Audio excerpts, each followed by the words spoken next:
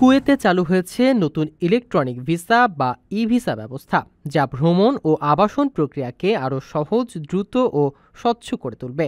Digital অবকাঠামোর উন্নয়ন ও বৈশ্বিক সংযোগ বৃদ্ধির অংশ হিসেবে এই ই ভিসা চালু করেছে দেশটির স্বরাষ্ট্র মন্ত্রণালয়। এখন ঘরে বসে অনলাইনে ই ভিসার জন্য আবেদন করা যাবে, ফলে কাগজপত্র ও দাপ্তরিক জটিলতা অনেকটাই কমে যাবে। এই উদ্যোগ কুয়েতকে পর্যটন, বাণিজ্য, বিনিয়োগ এবং আন্তর্জাতিক সহযোগিতার ক্ষেত্রে একটি আঞ্চলিক কেন্দ্রে পরিণত করতে গুরুত্বপূর্ণ ভূমিকা রাখবে বলে মনে করছে সরকার। নতুন ই ভিসা প্ল্যাটফর্মের আওতায় 4 ধরনের ভিসা দেয়া হচ্ছে: পর্যটন ভিসা 90 দিনের জন্য, পারিবারিক ভিসা বা ব্যবসায়ী ভিসা 30 দিনের জন্য এবং সরকারি ভিসা। প্রবাসী বাংলাদেশিরা মনে করছেন এই ব্যবস্থা কুয়েতের সঙ্গে ব্যবসা ও পারিবারিক যোগাযোগ আরও সহজ করবে এবং নতুন সুযোগের দ্বার খুলে দেবে।